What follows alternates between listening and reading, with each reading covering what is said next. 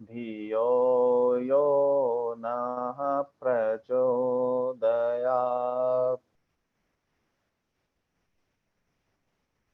सभी लोगों को प्रणाम। और आज की विषय वस्तु है शिव पंचाक्षर स्तोत्र। और इस स्तोत्र की रचना आचार्य शंकर ने की थी। और ये मतलब भगवान शंकर के जो स्तोत्र हैं उनमें से आई थिंक सबसे प्रसिद्ध स्तोत्र है और सबसे छोटा सबसे सरल स्तोत्र भी है। और ये पंचाक्षर स्तोत्र के नाम से इसको हम लोग जानते हैं, जिसमें भगवान शंकर का जो पंचाक्षरी महामंत्र है नमः शिवाय, उसकी व्याख्या के रूप में उसको इलेबोरेट किया था भगवान आदि शंकराचार्य जी ने।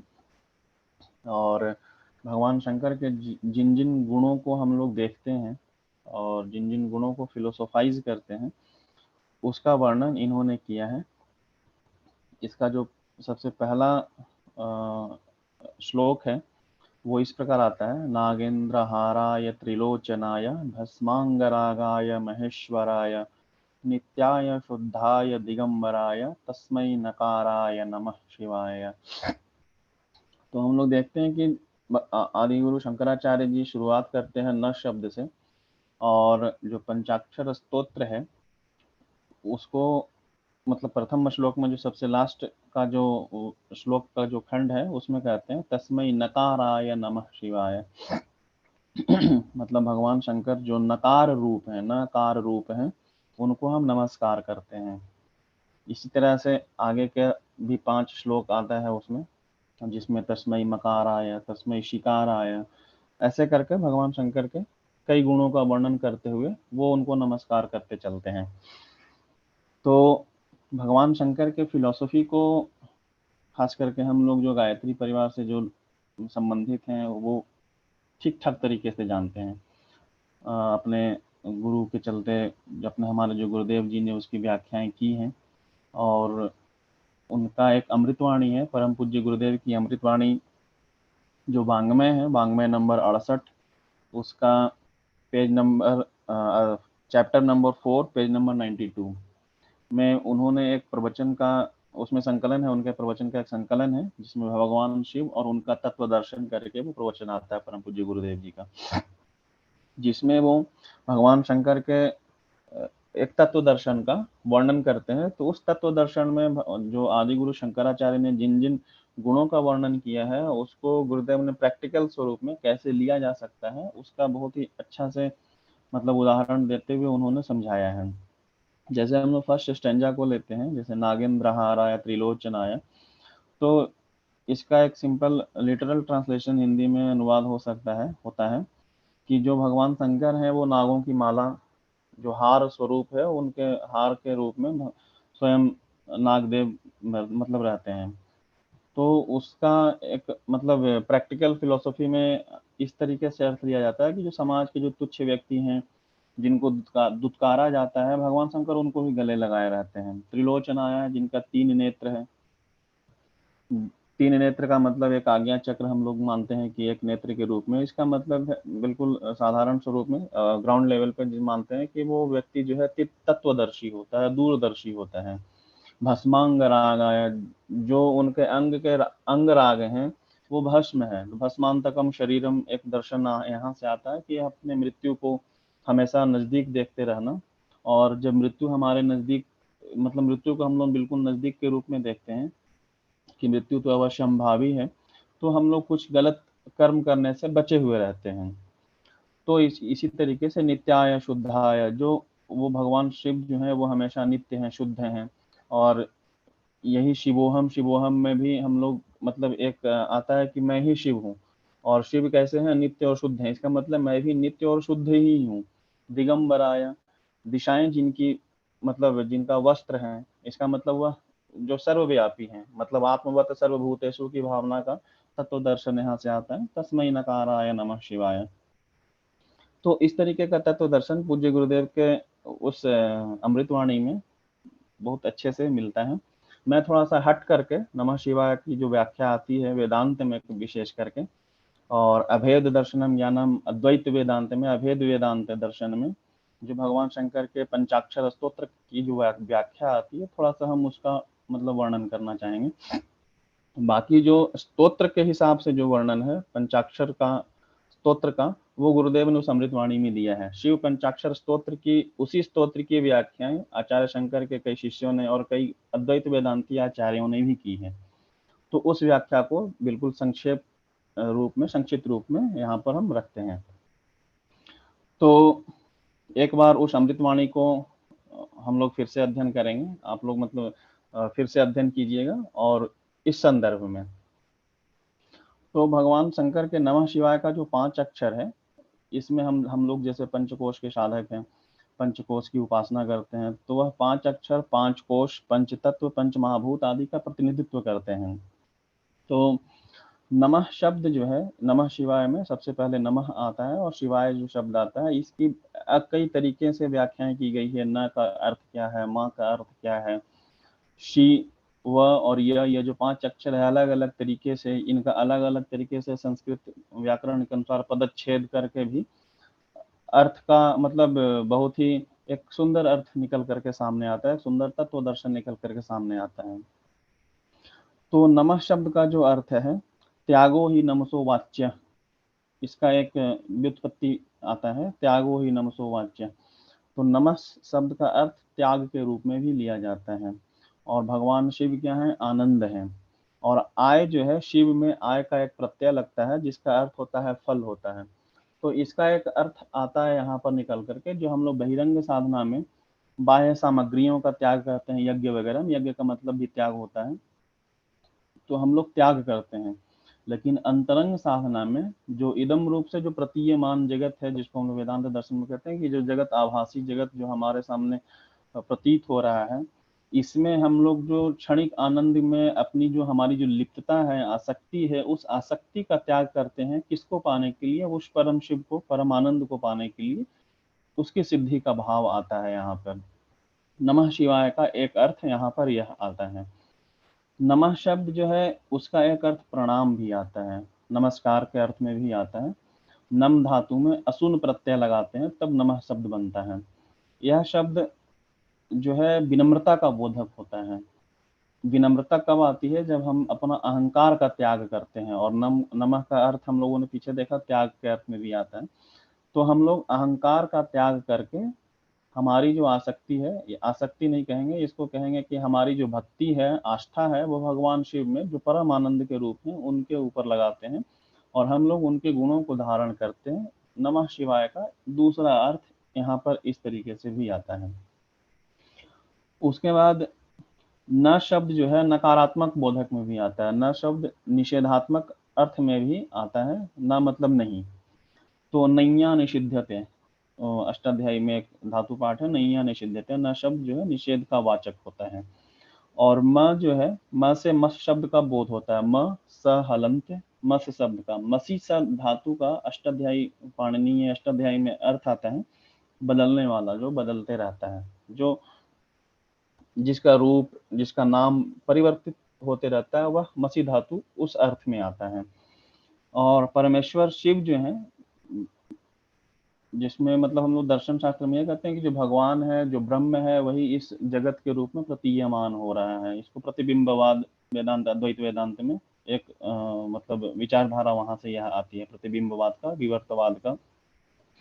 तो परमेश्वर शिव ही जो है, वह परम आनंद जो है। जब हम लोग आनंदमय कोश के बारे में जब देखते हैं, तो उसमें कहते हैं ना, आनंदो वही ब्रह्म तैत्तिरीय उपनिषद भृगुवल्ली में। तो वह आनंदमय जो परम सत्ता है, वही इस जगत के रूप में हमें दिख रहा है। तो वह परमेश्वर शिव ही जगत के आकार में बदले हुए दिखते रहते हैं। और वह शिव ही इन नाना नाना प्रकार के भिन्न भिन्न जो जगत के जो वस्तु हैं, जो तत्व हैं या अतत्व भी हैं, उनमें उनका ही मतलब ये सब उन्हीं का प्रतिनिधित्व करते रहते हैं। तो मत्स्य शब्द का अर्थ होता है ईश्वर, अर्थात जो बदलते रहने वाला ईश्वर है। बदलते रहने वाला मतलब वह ईश्वर हमें अलग अलग भांति भांति के प्रकारों में, हम में, आप में और भी तत्वों और अतत्वों में दिखता है। तो यहाँ पर अब अर्थ हो गया, इन सब व्युत्पत्ति के आधार पे नमः शब्द का अर्थ हो गया, म से मस का भाव आया। मस का मतलब हो गया बदलते रहने वाला ब्रह्म या ईश्वर।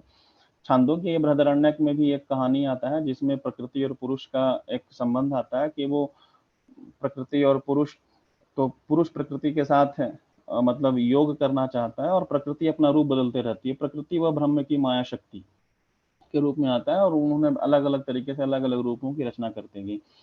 तो वो माया के रूप में ऋग्वेद में मायाविनो मायने मामिरो करके एक मंत्र आता है जिसमें कहते हैं कि वो माया जो है वो ज्ञान की एक चयनकारी शक्ति होती है जो हमें अलग अलग रूपों को प्रदान करने में समझने में मदद करती है। माया वह दिव्य शक्ति है, भगवान की दिव्य शक्ति माया है। तो यहाँ पर नमः का अर्थ हो गया ना बदलने वाला। तो गीता में भी भगवान कहते हैं कि मैं जन्म तो लेता हूँ लेकिन उसमें आसक्त नहीं होता हूँ, उसमें लिप्त नहीं होते रहता हूँ। मतलब ये जगत के जो कार्य भार हैं वो हमारे अंदर लिप्त नहीं होते हैं। तो चूंकि भगवान शिव, परमेश्वर शिव, परमानंद व परम सत्ता जो है अलग अलग भांति भांति के रूपों में परिवर्तित होते तो रहते हैं लेकिन वह तत्व रूप से अपरिवर्तित होते हैं। वह निर्विकारी और अविकारी होते हैं, जैसा कि हम लोग मांडुक्य उपनिषद के मंत्र 7वें में देखते हैं। तो उस तरीके से वो उनका परिवर्तन एक्चुअली में वास्तविक होता नहीं है, वो हमें दिखता है अध्यास के चलते, विवर्त के चलते। और यह जो भेद का बोध है उसका न मतलब निषेधात्मक, मतलब उसका निषेध करता है न शब्द। यहाँ पर जो ईश्वर को हम लोग अलग अलग तरीके से और उसमें हमारा जो भेद आ जाता है कि नहीं वो तो तुम है, वो तो वो है और अब मैं अलग हूँ, ये सब अलग हैं। तो इनसे जो यह भेद का बोध होता है उसमें अभेद भाव के साथ ईश्वर के साथ संबंध का जो भाव उत्पन्न करवाता है। यहाँ पर एक नमः शिवाय का अर्थ एक यह भी आता है। और शिव का अर्थ हम लोग कहते हैं सत्यम शिवम सुंदरम। मतलब शिवम मतलब जो कल्याणकारी हो, शिव का मतलब कल्याणकारी भी होता है। तो शिव जो है वो परम कल्याण भाव की प्राप्ति के बोधक हैं और उस परम कल्याण आत्म कल्याण जो इस जीवन का हम लोग परम लक्ष्य मानते हैं शास्त्रों के अनुसार। तो नमः का एक अर्थ ध्यान भी आता है, नमनम ध्यानमेव च। तो नमः का एक अर्थ ध्यान होता है और शिव का जो अर्थ है वो परम सत्ता की प्राप्ति, परम सत्ता जो हमारा लक्ष्य है उसकी प्राप्ति। तो उस परम सत्ता के लक्ष्य की प्राप्ति का ध्यान भी हमें हमेशा रहना चाहिए। नमः इन शब्दों में भी मतलब इन अर्थ में भी नमः का भाव आता है। और मुक्ति की प्राप्ति के लिए हमें तत्व का ध्यान करना चाहिए और तत्व के ध्यान करने के लिए हमें पहले अतत्व के बारे में भी जानना चाहिए। ये बिल्कुल ही वेदांत के तरीके से जो भाष्य मिलता है और जो भाव आता है उस तरीके से यहाँ पर ये रखा जा रहा है। तो नमः का अर्थ जो ध्यान आता है, मुक्ति की प्राप्ति के लिए हमें तत्व का ध्यान करना चाहिए, चिंतन करना चाहिए। तो इसमें श्रवण मनन और निधिध्यासन की बात आती है।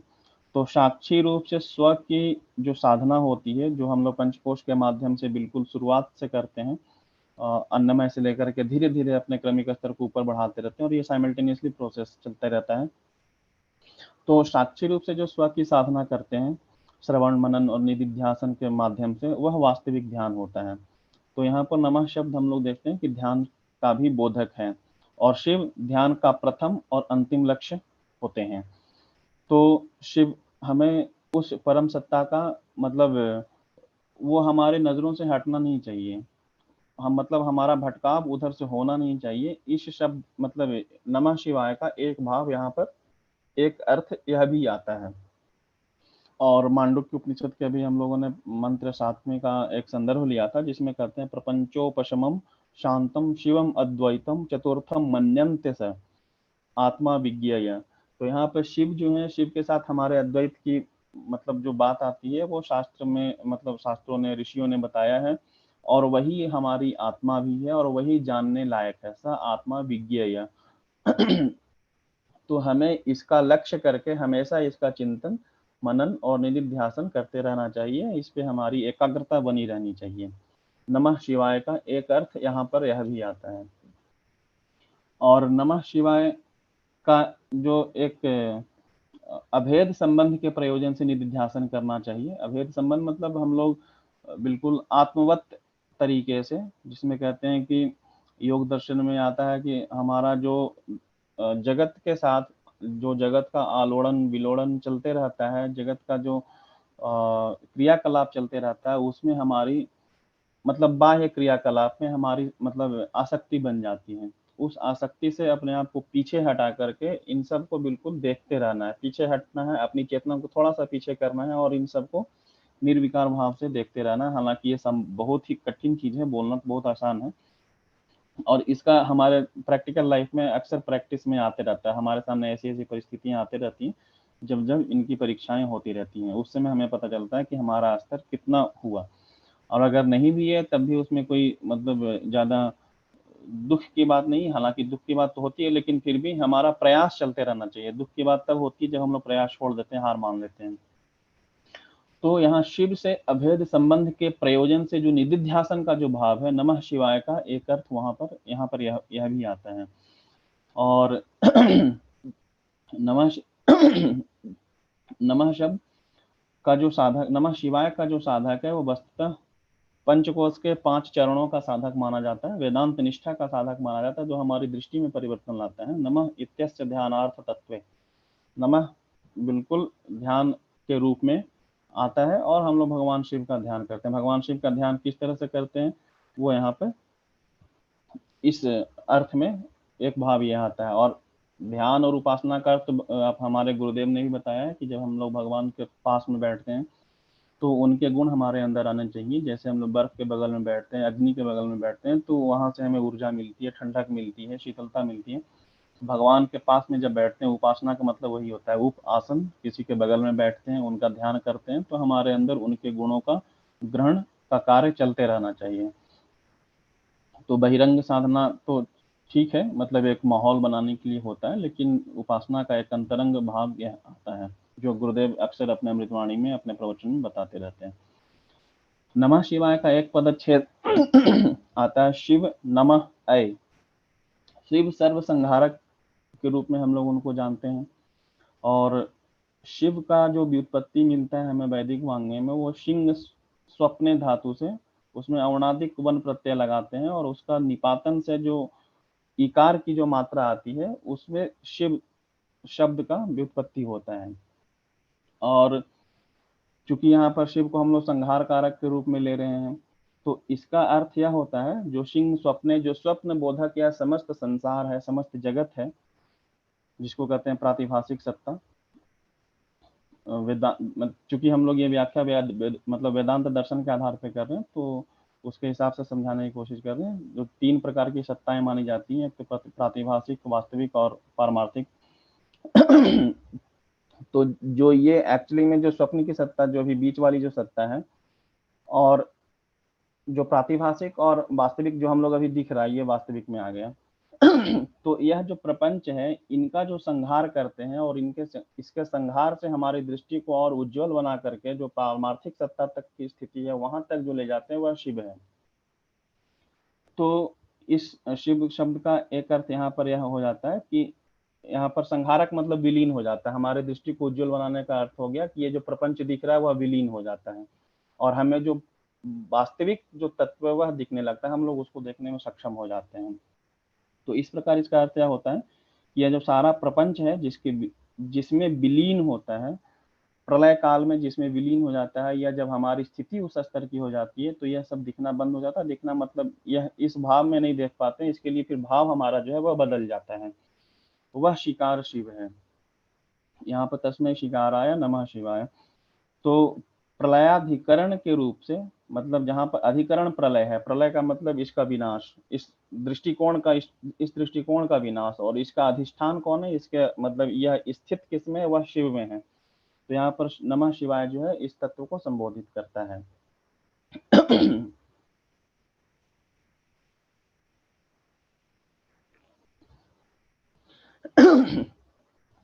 नम धातु का अष्टाध्यायी पाणिनि के अनुसार एक भवादि गण आता है, उसके अनुसार जब कर्ता के अर्थ में लेते हैं और उसमें अच प्रत्यय लगाते हैं तो नम शब्द बनता है, नम अच, जिसका अर्थ होता है नमस्कार करने वाला। नमः से उपासक का भाव भी आता है, जो उपासना का ही हम लोगों ने वर्णन किया था। फिर शिव जो है मतलब अद्वैत वेदांत में शिव को अभिन्न निमित्तोपादान कारण मानते हैं। इसके लिए आता है शिह माया शिव वनयतीति शिव। तो अभिन्न निमित्तोपादान कारण को संक्षेप में अगर बताना चाहें तो जो जगत का निमित्त कारण भी है और उपादान कारण भी है, और यह कारण दोनों अलग अलग नहीं है, ये दोनों कारण एक ही तत्व है, उसको अभिन्न निमित्तोपादान कारण कहते हैं। निमित्त और उपादान का मतलब ये हो गया कि जैसे एक घड़ा है, घड़ा दो तरीके से बने, मतलब उसके बनाने के पीछे दो तत्व मुख्य यहाँ पर सम्मिलित होते हैं, एक तो घड़ा बनाने वाला और एक घड़ा जिससे बनता है। घड़ा का उदाहरण वेदांत में बहुत प्रसिद्ध है, इसलिए वही उदाहरण ले रहे हैं। तो घट का निर्माण मिट्टी से हुआ, तो वह एक कारण हुआ घट के बनने का। घट के बनने का दूसरा कारण जो होता है वह घड़ा बनाने वाला जो कुम्हार है, कुंभकार है, वह हो गया। तो निमित्त कारण और उपादान कारण, यहाँ पर निमित्त कारण अलग है और उपादान कारण अलग है। कुंभकार के निमित्त के चलते वह घड़ा बनता है, और उपादान में उसका जो बनने का जो मटेरियल है, मटेरियल कॉज और एफिशिएंट कॉज फिलोसफी में कहते हैं, ये दोनों अलग अलग है यहाँ पर घड़े में। लेकिन क्या कोई ऐसा तत्व हो सकता है जिससे दोनों एक ही, मतलब मटेरियल भी वही हो और उसका एफिशिएंट भी वही हो? तो इसमें वेदांत में एक और उदाहरण आता है मकड़ी के जाले का। मकड़ी के जाले के समान, जैसे मकड़ी अपने जाले का निर्माण करती है और वह जाला बाद में मकड़ी में ही विलीन हो जाता है, ठीक उसी तरीके से ब्रह्म इस जगत का निर्माण करते हैं। यह जो है उदाहरण, यह निमित्तोपादान का एक ठीक ठाक उदाहरण हमारे वास्तविक जगत में मिलता है। तो यहाँ पर बनने का जो तत्व है, जिस तत्व से वह बना है, वह तत्व भी मकड़ी ही है, और बनाने वाला जो तत्व है वह तत्व भी मकड़ी ही है। तो इस तरीके से यह निमित्त और उपादान कारण जो है दोनों एक ही हो गया। यहाँ पर यह अभिन्न निमित्तोपादान कारण का एक उदाहरण है। ठीक इसी तरीके से शिव जो परम आनंद परम सत्ता के रूप में हम लोग जिनको देख रहे हैं, वह तत्व इस जगत का अभिन्न निमित्तोपादान कारण है। यहाँ पर निमित्तोपादान कारण का मतलब यह हुआ। और न मह, न यहाँ पर निषेध के रूप में आ रहा है, और मह का रूप जो है न माँ, माँ माँ शब्द का बोधक है। यहाँ पर माँ शब्द का अर्थ होता है नॉर्मली लक्ष्मी। तो लक्ष्मी का लक्ष्मी का अर्थ यह है कि लक्ष्मी मतलब धन संपत्ति विद्या के रूप में एक्चुअली यहाँ पर आता है। इस स्तोत्र में माँ का जो अर्थ है वह विद्या के रूप में आता है। विद्या अर्थात सा विद्या या विमुक्त, वह वैसी विद्या जो हमें मुक्ति प्रदान करे। और न हो गया निषेध के भाव में, तो वह विद्या हमारे पास नहीं है, उस विद्या को पाने के लिए हम लोग भगवान शिव से प्रार्थना करते हैं, उनका नमस्कार करते हैं कि आप वह विद्या हमें दें।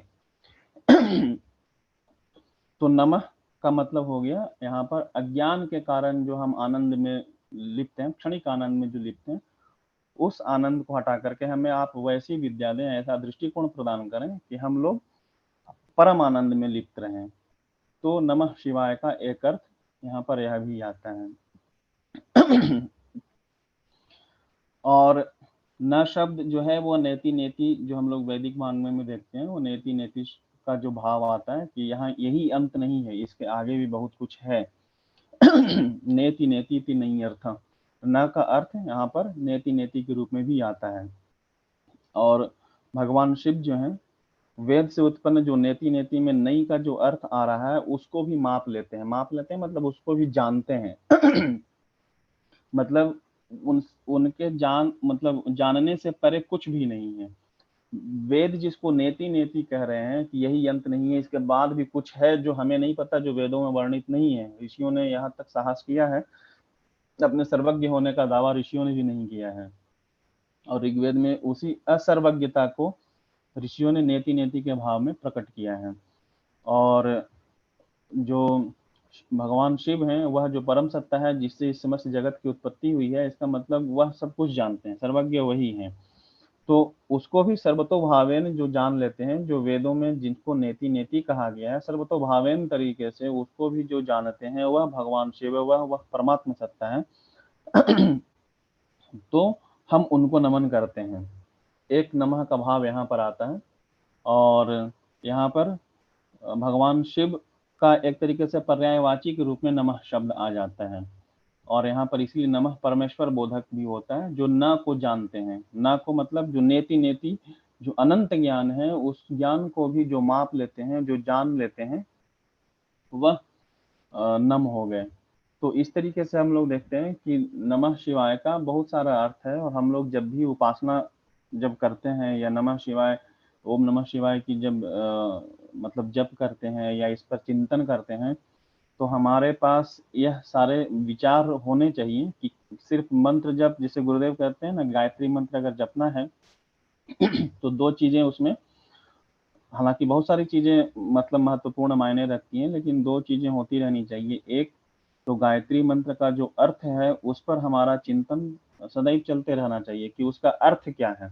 नहीं तो वो सीधा सीधा मतलब सिर्फ मंत्र चलता रहेगा, शब्दों की आवृत्ति होती रहेगी, और उससे जितना लाभ मिलता है सिर्फ उतना ही भर मिलेगा। ऐसा नहीं लाभ नहीं मिलेगा, मिलेगा, लेकिन जब अर्थ हमारे मन में, विचार में, चिंतन में चलते रहता है ना, तो उस पर जो भाव है, उस पर जो हमारी आस्था है, हमारा जो चिंतन है, वो और दृढ़ होता है, एकाग्र होता है, और वह अर्थ हमारे अंदर धीरे धीरे, जैसे हम लोग कुछ भी सोचते हैं तो वह भाव पहले आता है और फिर वैसा करने को मन करता है। इसीलिए वह अर्थ हमारे जब के समय में वो चलते रहना चाहिए बारंबार।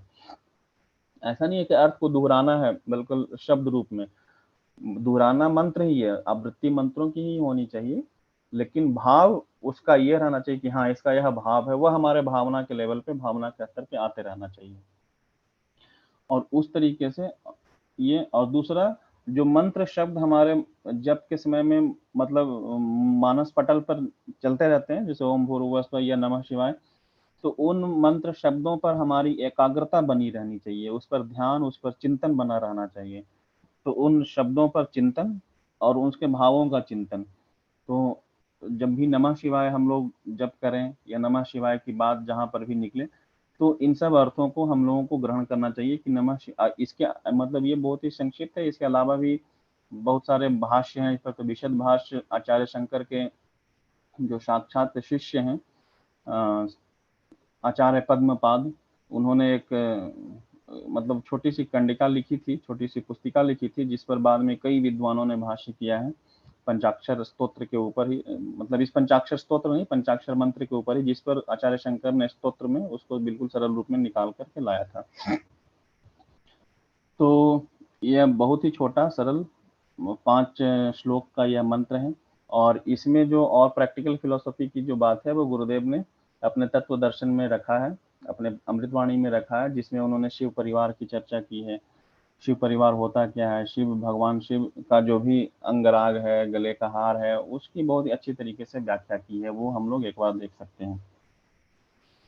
तो चूंकि यह श्लोक मंत्र स्तोत्र बहुत ही छोटा था, इसलिए ये जो हमारा जो आज का जो विषय वस्तु है वह भी समाप्त होता है, और हम लोग आज प्रश्नोत्तर का सेशन रख सकते हैं अभी के समय से बाद का। तो और ये मतलब मोनोटोनस ना हो, मतलब दोनों तरफ से विचारों का आदान प्रदान हो, या इस स्तोत्र पे कोई और भाई बहन अपने विचार देना चाहते हैं तो उनका भी स्वागत है। तो हम लोग अभी से क्वेश्चन आंसर का सेशन और इस पर आपसी विचार विमर्श का सेशन कर सकते हैं। अमन भैया।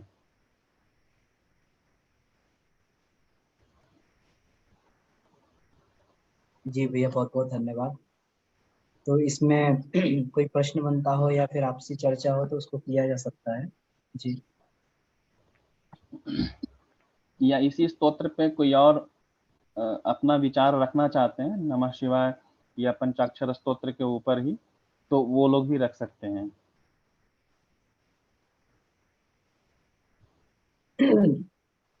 जैसे भैया इसमें ये गायत्री मंत्र है, इसका 24 अक्षर, इसके 20 स्वरूप हैं। तो इसको हम्म, इसका ये माना जाता है कि ये इसका जो है गायत्री का स्थूल रूप है। सूक्ष्म रूप वेदों के रूप में है और स्थूल रूप मंत्र के रूप में है। हम्म, तो ये निश्चित बात है कि छंद से पहले जो है ये शब्द आए होंगे, अक्षर आए होंगे, और अक्षर से ही शब्द की रचना हुई, अक्षर से ही बाद में छंद की रचना हुई। इन्हीं हम्म, अक्षर से पहले ओम से, फिर भूर भुव स्व, और ये तो इसमें ये कहा जा सकता है कि ये जो मंत्र है हम लोग बोलते तो हैं ओम नमः शिवाय, एक बड़ा ही सामान्य अर्थ में इसको लिया जाता है, मतलब हम शिव को नमन कर रहे हैं। लेकिन इनसे भी पहले इसके अक्षरों की रचना हुई हो, कहीं ना कहीं उस शक्ति से जो है इनके अक्षरों का और शक्तियों का प्रस्फुटीकरण हुआ हो। फिर हम्म, वहां से ये एक एक छंद इस हिसाब से बाद में ये बन गया, इसे इसको छंदबद्ध कर दिया हो। ऐसा कहीं कुछ इसमें मिलता है या? जी भैया, स्फोट विज्ञान हमारे वैदिक वाङ्मय में एक बहुत ही उच्च स्तरीय विज्ञान की शाखा है, जिसको कहते हैं स्फोट विज्ञान, स्फोट शास्त्र, जिसमें शब्दों पर, मंत्रों पर अच्छी खासी चर्चा मिलती है। उसमें ऐसा कहा जाता है कि जो संस्कृत के 52 अक्षर हैं, वर्ण हैं, वर्ण जिसका कभी खंडन नहीं होता, अक्षर का मतलब भी वही होता है जिसका क्षरण कभी ना हो, अक्षर।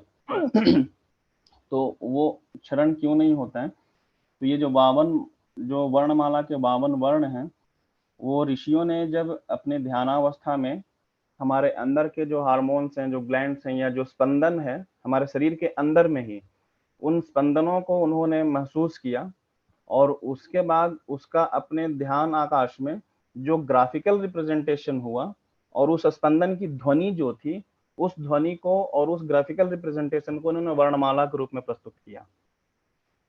तो यहाँ से वह वर्णों की उत्पत्ति का ये मतलब मिलता है कि वर्ण की उत्पत्ति कैसे होती है।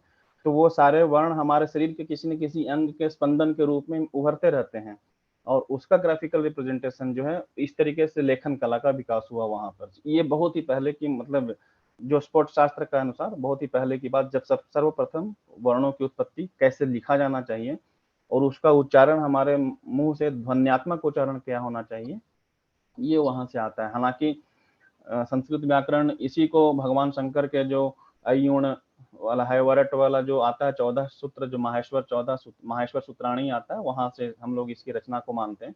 स्फोट शास्त्र इनको उसी रचना में मतलब योग परक अर्थ में लेता है, और कहता है कि वो हमारे शरीर के ही अंग के भाग हैं। इसीलिए जब हम लोग कोई भी मंत्र का जप करते हैं, वो उसका गुंथन इस प्रकार से होता है, हम या कोई भी शब्द भी बोलते हैं ना, तो उसका कहीं ना कहीं हमारे शरीर में प्रभाव होता है। इसीलिए गुरुदेव कहते हैं, या जो भी ऋषि महर्षि मनीषी हैं, वो लोग कहते हैं कि विचार शुद्ध होते रहना चाहिए, विचार शुद्ध रहना चाहिए, क्योंकि वो शब्द, वो सब अक्षर जो है हमारे विचार में आते रहेंगे, और वो फिर हम लोग उसका वाचन भी करेंगे, फिर कर्म में भी आ जाता है, तो बिल्कुल तीनों चारों लेवल पे आ जाता है, तो वो और ज्यादा प्रभाव डाल देता है। तो ये वर्णों की उत्पत्ति का यहाँ पर हुआ। उसके बाद फिर महर्षि कात्यायन हुए, महर्षि इंद्र हुए, जिन्होंने फिर इनको छंदों के रूप में लाया, अलग अलग नियम बनाए। ऐन्द्र व्याकरण बहुत पहले आता था, बाद में ऐन्द्र व्याकरण के ही मतलब विद्वान थे कात्यायन ऋषि। बाद में कात्यायन ऋषि, लेकिन वो बहुत ही विशद था।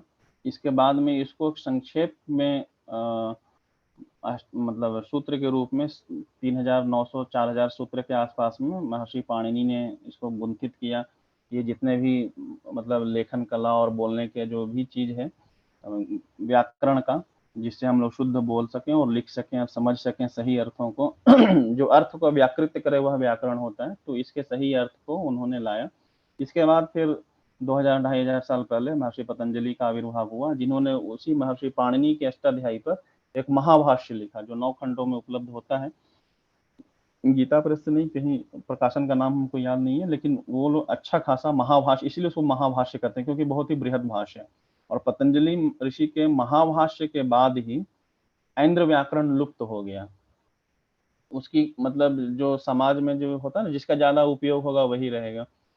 तो पतंजलि का जो महाभाष्य के चलते अष्टाध्यायी जो व्याकरण रहा, वो हमेशा प्रचलन में रह गया, और ऐन्द्र व्याकरण लुप्त हो गया। तो ऐसे ऐसे मतलब बहुत सारे ग्रामेरियन भी हुए हमारे यहाँ, जिन्होंने इसमें अपना योगदान दिया।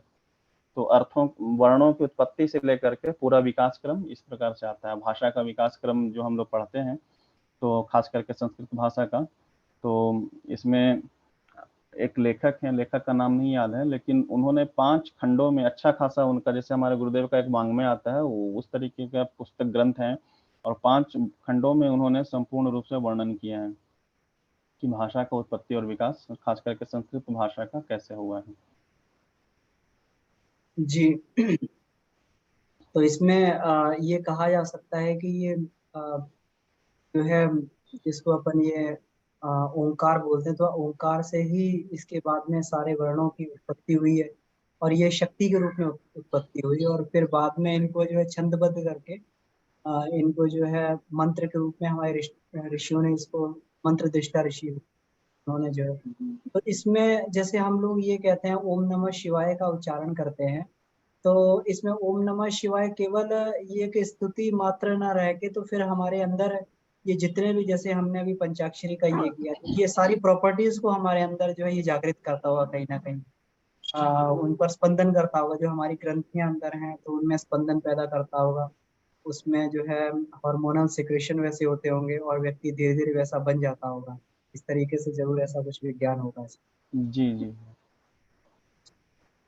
ठीक है भैया, इसका धन्यवाद। गुरुदेव ने एक पुस्तिका लिखी है ना, मंत्र विज्ञान, छोटा सा ही है, हाँ जी, हाँ जिसको, जो मेरे पास है वो डॉक्टर रजनी शर्मा जी का जो ट्रांसलेशन वाला इंग्लिश वाला बुक है, मेरे पास दो बुक है। एक तो eternity of sound and science of mantra करके है, वो वाला किताब जी पढ़ा जी। जा सकता है। तो इसमें गुरुदेव ने बहुत अच्छे तरीके से व्याख्या की है। अच्छा अच्छा। जी हाँ, ठीक है शब्द ब्रह्म भैया। नाद ब्रह्म, जी हाँ हाँ, सबसे बड़ा तो है वो हमारा वाङ्मय, शब्द ब्रह्म हाँ नाद जी, हाँ ब्रह्म। जी। शब्द तो ब्रह्माप। उसमें बहुत अच्छे से चर्चा है, मतलब बिल्कुल अच्छे खासे उदाहरण मिलते हैं, खास करके स्पोर्ट विज्ञान पर, स्पोर्ट शास्त्र पर। जी जी जी। इसमें बी के पांडे जी का हैंड रेज है, तो मैं इनको जो है अनम्यूट कर रहा हूँ।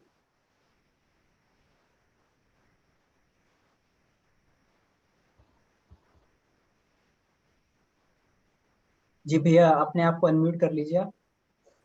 हाँ भैया प्रणाम, सबको प्रणाम, सभी साधकों को प्रणाम। जी प्रणाम। जी ये शिव क्या है, जैसे कहीं गुरुदेव का एक अखंड ज्योत में दिया था हम्म। कि शिव माने कल्याण, शिव माने आत्मा, और उसके जैसे कार्तिकेय के 6 मुख, उसके जो चक्रों के रूप में जो हम लोग पंचकोश में देखते हैं, तो वह, और जैसे शिव के किस संबंध से शिव का जो है क्या वो अर्थ, जैसे उच्चारण के समय या मंत्र के समय क्या भाव करें, कुछ उसको बताएं। जी, अभी हम लोग जो नमः शिवाय की जो चर्चा कर रहे थे, उसमें जी न, म और शिवाय के विभिन्न अर्थों का हम लोगों ने मतलब अभी अभ्यास किया। एक्चुअली जो हम लोग पढ़ते हैं उसको वैदिक वाङ्मय के जो साधक होते हैं, उसको अभ्यास ही कहते हैं, तो हम लोगों ने अभी उसका अभ्यास किया। तो इन सब गुणों को हम लोगों को धारण करना चाहिए। सबसे पहले ही मैंने ये बताया था कि भगवान शिव और उनका तत्व दर्शन करके हमारे गुरुदेव जी का, परम पूज्य गुरुदेव का एक अमृतवाणी आता है, जिसमें वाङ्मय 68 में जो अध्याय 4 है, पृष्ठ नंबर 92, उसमें जी आप उसको संक्षिप्त रूप में पढ़ सकते हैं, जिसमें गुरुदेव ने भगवान शिव के तत्व दर्शन को बहुत अच्छे तरीके से समझाया है। और ये जितने भी देवी देवताओं का जो स्वरूप है, जो मतलब गुरुदेव कहते हैं गायत्री माता, मतलब गुरुदेव ने तो बहुत सारों की व्याख्या की है, जैसे गणेश जी का, गायत्री माता का, भगवान शंकर का। लेकिन जब हम लोग वेदांत देखते हैं तो ब्रह्म की बात करते हैं, जो कि निर्गुण निराकार निर्विकारी होता है। लेकिन एक हमारे समझने का, जैसे हम लोग एक उदाहरण लेते हैं, जैसे हम लोग जल, पानी, जो वाटर है उसका एक केमिकल फार्मूला है H2O। जब हम लोग लिखते हैं H2O, वो एक रिप्रेजेंटेशन हो गया। H2O जो लिखा हुआ है वह पानी नहीं है, ठीक है। लेकिन उससे पता क्या चलता है, उससे पता चलता है कि हाँ, ऑक्सीजन का एक मॉलिक्यूल बीच में है, हाइड्रोजन दो अलग अलग में है, 109 डिग्री पर उसका केमिकल बॉन्डिंग है, एक इलेक्ट्रॉन इधर से एक इलेक्ट्रॉन इधर से वो जा रहा है। तो कुछ इस तरीके से वो ग्राफिकल रिप्रेजेंटेशन हमको एक चीज समझाता है, जिससे उसका केमिकल फिजिकल प्रॉपर्टी हम लोग पता कर लेते हैं, सिर्फ और सिर्फ उस ग्राफिकल रिप्रेजेंटेशन से, जो हम लोगों को H2O के रूप में मिलता है, केमिकल फार्मूला के रूप में मिलता है।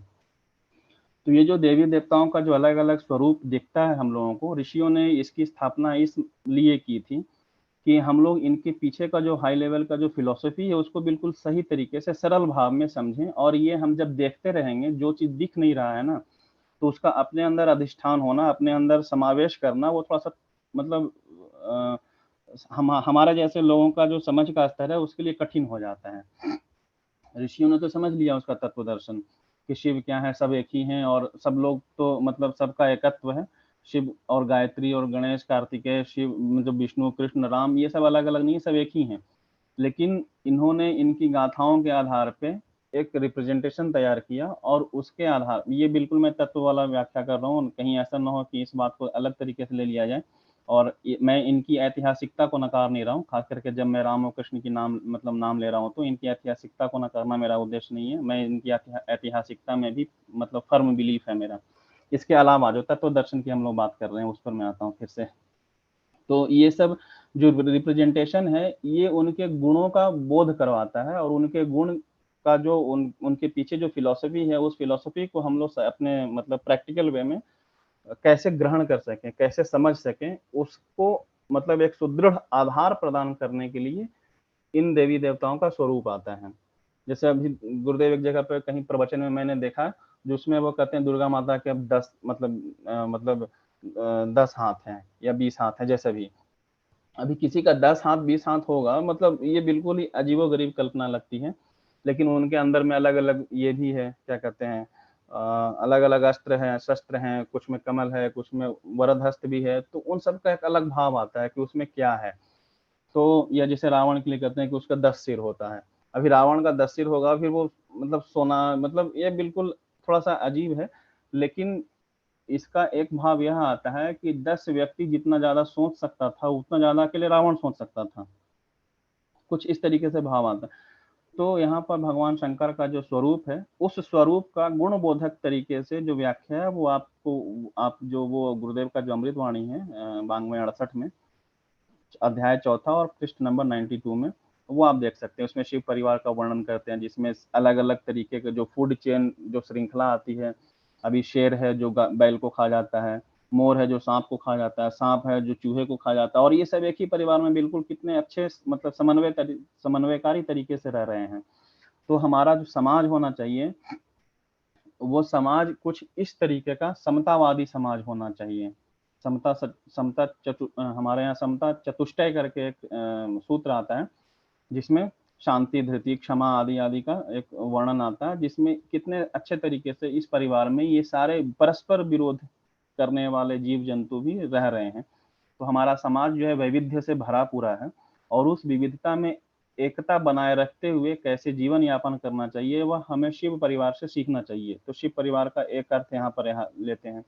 ऐसे ही बहुत सारे अर्थों का गुरुदेव वर्णन करते हैं। जैसे शिव भगवान शंकर जो है वो भस्म लगाते हैं, भस्मांतकम शरीरम, यहाँ से एक तत्व दर्शन पीछे से यह आता है कि हमें हमेशा उस स्थिति को याद रखना चाहिए जो हमारे इस भौतिक जीवन का अंतिम पड़ाव है। जीवन का अंतिम पड़ाव नहीं है, इस भौतिक जीवन का अंतिम पड़ाव है। जीवन तो अनंत है और जीवन ही है, मृत्यु तो सिर्फ एक घटना मात्र है, उस क्षणिक घटना मात्र का नाम मृत्यु है, जिसमें हमारा जीवन इस भौतिक जीवन से किसी दूसरे जीवन में बदल जाता है, चाहे वो सूक्ष्म जीवन हो या फिर उसके बाद का फिर से कहीं भौतिक जीवन का आविर्भाव, क्योंकि हम लोग पुनर्जन्म की संकल्पना को खास करके वैदिक धर्म मानता है।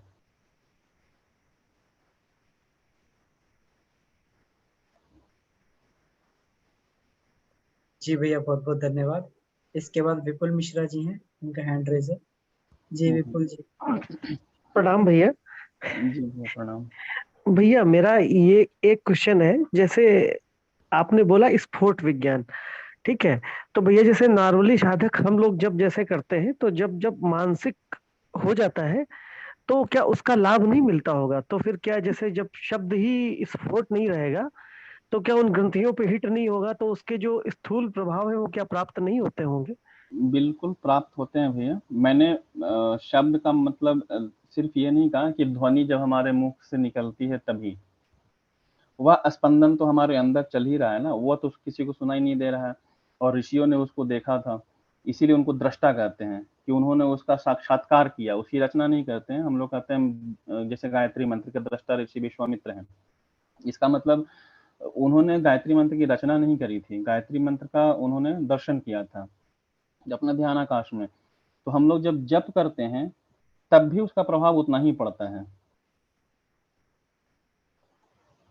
अच्छा, वो मतलब संकेतों संकेतों में परिवर्तित हो गया है एक तरह से। जी हाँ, जी हाँ।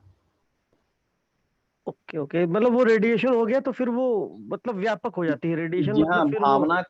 भावना के स्तर पर हमारा जब जप होता रहता है, और जैसा कहते हैं जप विज्ञान में जो आता है मानसिक जप, तो और श्रेष्ठ माना जाता है क्योंकि ये भावनाओं पर बहुत ज्यादा असर डालता है। उपांशु जप उसके बाद वाला है। उपांशु जप का वर्णन गुरुदेव करते हैं वो, और रेकमेंड करते हैं कि उपांशु जप करना चाहिए जिसमें होठ हिलते रहना चाहिए।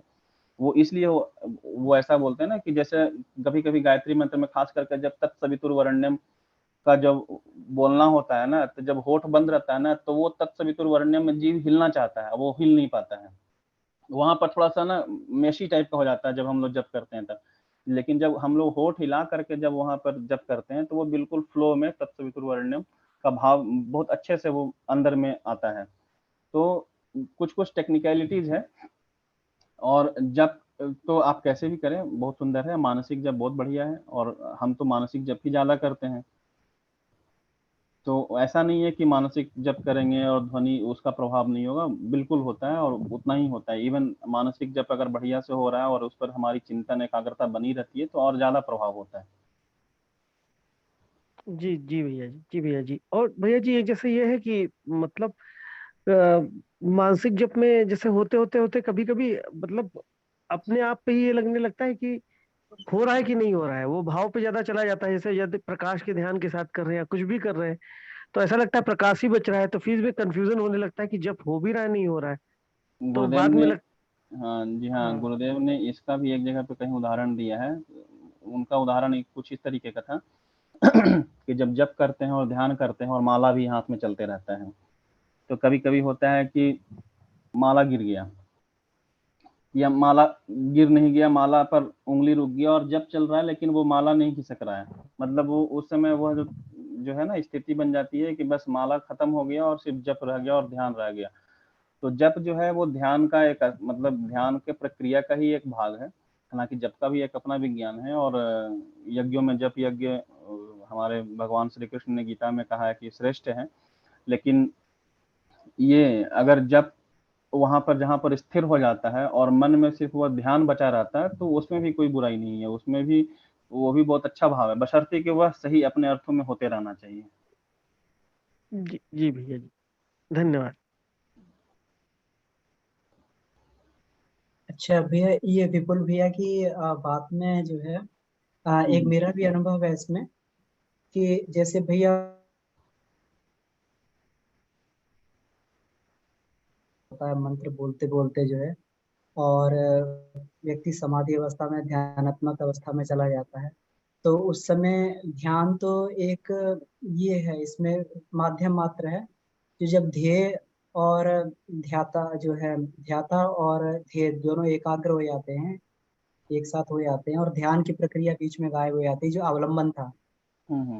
उस स्थिति में जो है कभी कभी मैंने भी महसूस किया, गायत्री मंत्र का जप करते करते, और एक ऐसी स्थिति आती है जब वेदों की ऋचाएं हों, चाहे कुछ भी हो, तो भी गायत्री जो है, गायत्री वाइदम सर्वम जब बाबूजी बताते हैं, जो हमारे इसमें शास्त्रों में लिखा हुआ है कि सब कुछ गायत्री रूप है। तो गायत्री का स्थूल रूप तो मंत्र के रूप में है, जो गायत्री महाविद्या अब एक में परम गुरुदेव ने लिखा है। तो स्थूल रूप तो इसका मंत्र के रूप में, छंद के रूप में है। लेकिन जब स्थूल से व्यक्ति सूक्ष्म में प्रवेश करता है, तो उसका बहुत विस्तार हो जाता है, और वो अनंत विस्तार में वहां पर रमण करने लगता है। वहीं पर एक ऐसी अवस्था आती है जब व्यक्ति के सामने जो है इन सब चीजों का अनावरण होता है, वेदों की ऋचाओं का अनावरण होता है, और व्यक्ति मंत्र दृष्टा बनता है, और बहुत सारी चीजें, ऋचाएं अपने आप को खोलने लगती हैं। तो ये सारी चीजें जो गायत्री का ही विस्तृत स्वरूप है, और इसका साधक को बोध होता रहता है कि मैं अपने आउट ऑफ कॉन्टेक्स्ट तो नहीं चल रहा हूँ। एक बड़ी आनंद की स्थिति उसमें रहती है, और व्यक्ति जो है इसमें रमण करता रहता है, तो ये गायत्री का ही स्वरूप है। जी और बिल्कुल। दूसरा, इसमें जो भैया ने कहा था कि जैसे हम लोग मुख से बोलते हैं, तो वाणियों के बारे में भी जो है, वाणी तो ये अपन जो बोलते हैं, ये सांकेतिक भाषा भी जो आपने बताया, तो ये सांकेतिक भाषा भी जो हमारी, ये जैसे ये हो गया व्याखरी वाणी हो गई, मध्यमा वाणी हो गई, तो यहाँ तक ये सीमित हो जाती है सांकेतिक भाषा, और जो है मुक्ति शाब्दिक भाषा है। इसके आगे जो परा और पश्यंती वाणियां होती हैं, जहाँ केवल मानसिक विचारणा रह जाती है और आत्मिक भावना रह जाती है। तो इन वाणियों में इसीलिए कहा गया है कि जो उपांशु जप से भी अधिक मानसिक जप का प्रभाव होता है, क्योंकि पश्यंती वाणी का प्रभाव जो है इससे बहुत अधिक होता है, मध्यमा से और इससे। इसीलिए कहा 1000 गुना क्षमता बढ़ जाती है। और उससे भी अधिक क्षमता तब बढ़ जाती है व्यक्ति जब आत्मिक स्तर से, जब आत्मा परमात्मा में लीन हो जाती है, तो वो आत्मा डायरेक्ट परमात्मा से बात करती है।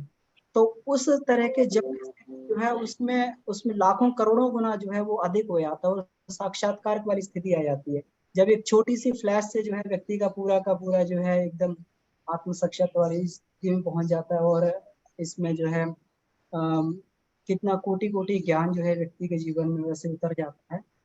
तो ये सारी की सारी भूमिकाएं वाणी की हैं, तो हम लोग को चलना तो उसी तरफ है, जितना स्थूल से हम लोग सूक्ष्म की तरफ बढ़ते जाएंगे।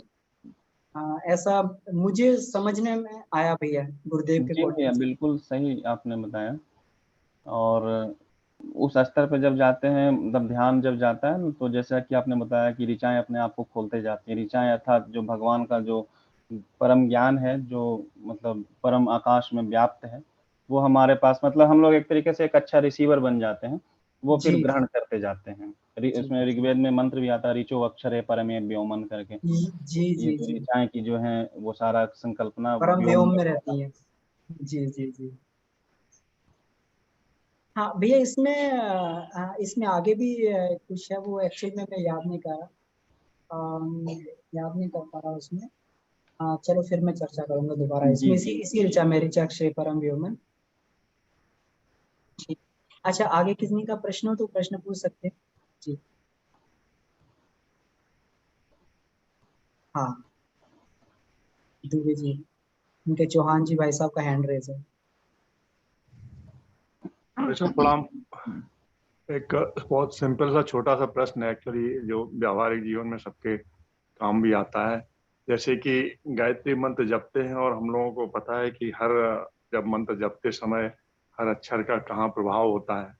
तो बहुत से अपने साधक हैं या जो मतलब जानकारी जिनकी नहीं है उस तरीके के भी हैं कि जो जपते तो हैं लेकिन उनको ये पता नहीं कि इसका कहाँ प्रभाव, किस तरीके से प्रभाव होता है। तो वो किस तरीके से प्रभावकारी उनके लिए सिद्ध हो सकता है बगैर जानकारी के, या फिर वो वैसे ही काम करता है कि जैसे कि किसी को काम दे दिया जाए, उसको काम पता ना हो, बस वो लगा रहे ढूंढने में बस उस तरीके से। तो इसको थोड़ा स्पष्ट किया जाए जी तो। जी प्रणाम। इसमें क्या है कि जो आपने उदाहरण दिया काम वाला, वो थोड़ा सा अलग हो जाता है। हालांकि ठीक है उदाहरण के लिए, क्योंकि काम में मन तभी लगेगा जब हमारा उसके प्रति जो पर्पस है वो थोड़ा सा ठीक ठाक रहेगा। मंदिर बनाने वाला एक मजदूर खुशी खुशी भी बनाता है, कहीं कहीं कहानियों के अनुसार मैं बता रहा हूँ, और कहीं कहीं पर होता है कि चलो इतना ये काम है दिन भर धूप में करना, मतलब अन्य मनस्क ढंग से किसी पैसे मिल जाए रात शाम को दिहाड़ी के रूप में, वो एक भाव आता है। यहाँ पर जो हम लोग करने का जो भाव है, जब करने का भाव भी बहुत कुछ उससे संबंधित है। हाँ, उसका भाव और अर्थ अगर पता रहता है, कहाँ पर प्रभाव पड़ रहा है नहीं पड़ रहा है, अगर ये नहीं भी पता है तब भी कोई दिक्कत नहीं है, बस जप होते रहना चाहिए और अच्छा भाव आते रहना चाहिए। उसका जो भाव का जो है वो हमारे अंदर में वो दृढ़ता बनी रहनी चाहिए कि हमारा मन और विचार उसी तरीके से धीरे धीरे, क्योंकि ये गायत्री मंत्र चेतना का रूपांतरण का मंत्र है, तो धीरे धीरे हमारी चेतना रूपांतरित होती जाती है और उसका स्तर जो है ऊंचा उठते जाता है। और अगर जानना भी है, नहीं भी जानते हैं कि कहाँ पे प्रभाव पड़ रहा है, तब भी कोई दिक्कत नहीं है, वो तो प्रभाव पड़ता है और प्रभाव पड़ेगा ही।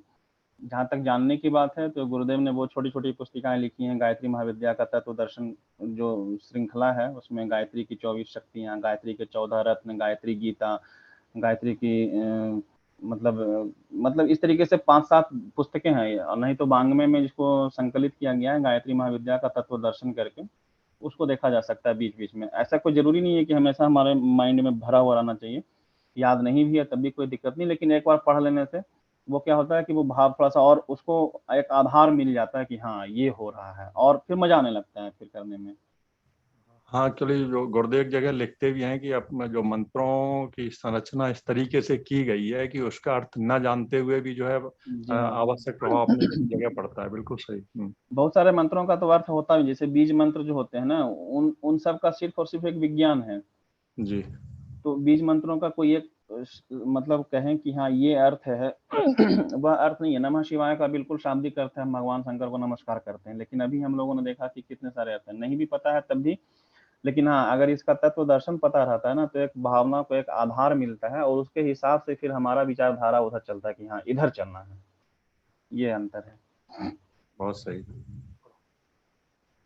अभी दुबे भाई साहब का एक है, तो जी जी भैया। हम लोग जो है अभेद दर्शनम ज्ञानम की बात करते हैं, अद्वैत की बात करते हैं, शिवम अद्वैत, शिव के साथ अद्वैत का, तो श्रेष्ठ और निकृष्ट की तो कोई बात ही नहीं है। जैसे आप हरे राम राम राम हरे हरे, जो कलि संतरण उपनिषद है, इसमें कहते हैं कि यह जो 16 अक्षर का शायद मंत्र है, मैंने गिना नहीं है लेकिन शायद वैसा ही है, तो यह कलि संतरण उपनिषद के अनुसार यह मंत्र अभी के लिए बहुत श्रेष्ठ है, कलयुग के लिए, और किसी का भी भला कर सकता है। तो बिल्कुल इसमें से मंत्रों में, और इस्कॉन टेम्पल वाले जो विचारधारा वाले जो लोग हैं, भक्ति वेदांत स्वामी जी के, उन्होंने इस मंत्र को लिया क्योंकि ये मंत्र बहुत ही सिंपल है, मतलब इसमें संस्कृत जैसा कुछ दिखता नहीं है। संस्कृत में थोड़ा सा बोलने में जीभ का इधर उधर टेढ़ा, मतलब वो कुछ नहीं करना है, हरे राम राम हरे हरे करना है। लेकिन हाँ, अगर आप राम का संकल्पना में जाते हैं तो रमे, मतलब मन को कहाँ रमना चाहिए, और इसके पीछे फिर राम और सीता का जो और मतलब उच्च स्तरीय फिलोसफी है, वहां पर फिर ब्रह्म तक लेके चले जाते हैं, तो उसमें कोई अंतर ही नहीं है। तो मतलब कोई भी मंत्र, मतलब ऐसा नहीं कर सकते कि श्रेष्ठ है निकृष्ट है, लेकिन हाँ, आपका भाव शुद्ध होना चाहिए, आप कोई भी मंत्र जप कर सकते हैं किसी में, मतलब मेरे हिसाब से, मेरा दृष्टिकोण जो है, हालांकि गायत्री मंत्र को महामंत्र कहते हैं, लेकिन इसके पीछे बहुत सारी अवधारणाएं हैं क्यों कहते हैं, लेकिन जहां तक जपने का बात है, आप कोई भी मंत्र जप सकते हैं, और बशर्ते कि हमको उस मंत्र के प्रति श्रद्धा होनी चाहिए, हमारी आस्था दृढ़ होनी चाहिए, मन में ये नहीं रहना चाहिए कि अच्छा हम तो गायत्री मंत्र नहीं जप रहे हैं तो हमको तो लाभ नहीं करेगा, नमः शिवाय जपेंगे तो लाभ नहीं करेगा, गायत्री मंत्र जपेंगे तो जल्दी सिद्धि प्राप्त होगा, मतलब ऐसा कुछ होता नहीं है।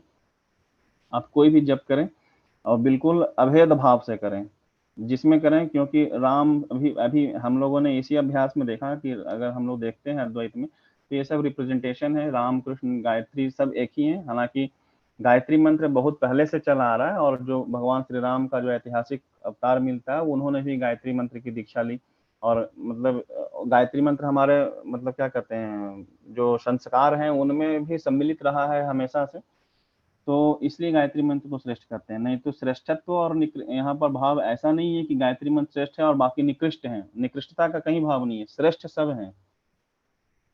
तो यहाँ पर तुलनात्मक भाव से गायत्री मंत्र को श्रेष्ठ नहीं कहा गया है, श्रेष्ठ है अपने तरीके से है, लेकिन श्रेष्ठ सभी मंत्र हैं, कोई भी मंत्र निकृष्ट नहीं होता, मंत्र तो मंत्र होता है।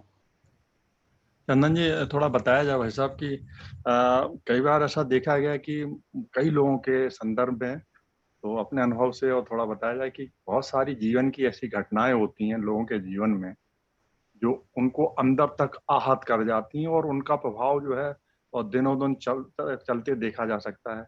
तो ये सब केवल आसक्ति बस ऐसा उनको वो लगता है, प्रभाव पड़ता है, या किस तरीके से, मतलब वो उससे निकलना उनको बड़ा मुश्किल सा लगता है, और कोई भी मतलब उसकी घटना है और वो अपने को उससे जोड़ लेते हैं और परेशानी में पड़ जाते हैं। बताए।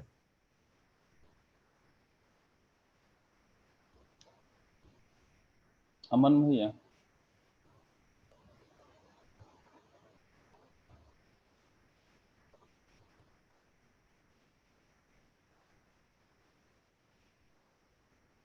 जी जी भाई साहब, एक बार निवेदन है, कृपया एक बार फिर प्रश्न बोल देंगे जरा। सॉरी। हाँ, प्रश्न भाई साहब ये था कि कई बार ऐसा देखा गया है हेलो, लोगों के जीवन चौहान में। जी भाई साहब। हाँ भाई साहब, सुनाई दे रहा है ना? जी जी जी, कई बार सुनाई ऐसा दे रहा है, देखा सुनाई दे रहा कई बार ऐसा देखा गया है कि जीवन की घटनाओं में कि कोई कोई घटना जो है आदमी को बहुत अंदर तक आहत कर देती है, या वो अपने को उससे जोड़ के देखने लगता है।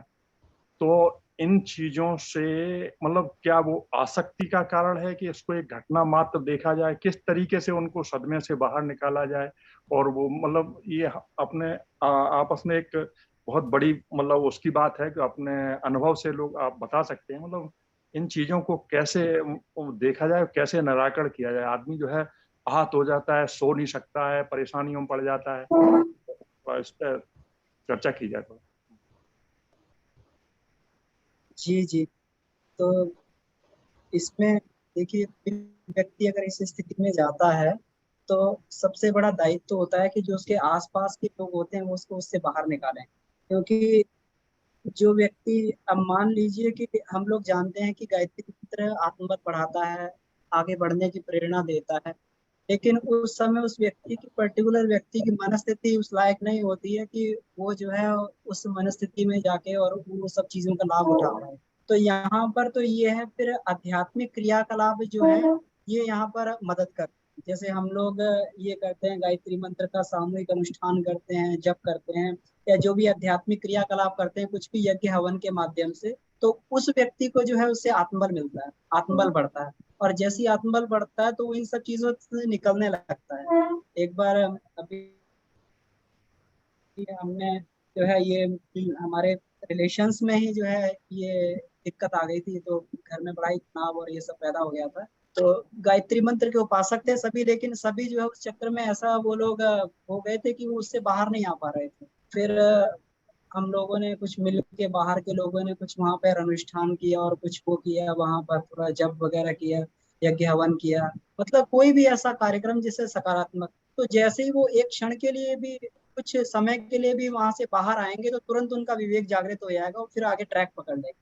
मतलब पहला गियर उनके उसमें जीवन में लग जाएगा, फिर वो धीरे धीरे अपने जो है अपने आगे गियर लगाते जाए। तो उनके आसपास के लोगों का ये दायित्व है कि मतलब कुछ ना कुछ जो है ऐसे आध्यात्मिक क्रियाकलाप किए जाए। नो डाउट इससे जो है सकारात्मक वातावरण बनता है और एक मनस्थिति पे विशेष प्रभाव पड़ता है। फिर उसके बाद जैसे ही जो है उनको थोड़ा सा प्रकाश मिलता है तो वो तुरंत फिर जो है आगे अपना ट्रैक पकड़ते हैं। जी भाई साहब, मेरा इसमें इस संदर्भ में यह अनुभव है भाई साहब। हाँ, जैसा कि हमने एक्चुअली हमने एक अनुभव किया, हमने एक घटना देखी और उसका जो है हमें कई दिन तक प्रभाव रहा और उससे मतलब उसने हमारी नींद, रातों की नींद भी आराम कर दी इस तरीके से। तो जी जी ये इससे जैसे भाई साहब चंदन जी ने बताया कि ये जीवन मतलब एक, उसको एक घटना बात तो समझा जाए।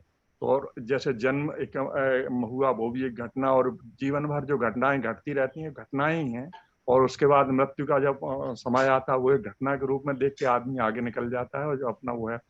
तो इससे हमें लग रहा है कि इससे बहुत मदद मिलती है अगर हम ये समझने में और सोचने में सक्षम हो जाएं या समझाने में सक्षम हो जाएं, ये घटना मात्र है, आगे का जीवन देखा जाए तो इससे काफी संभावनाएं जागृत होती है।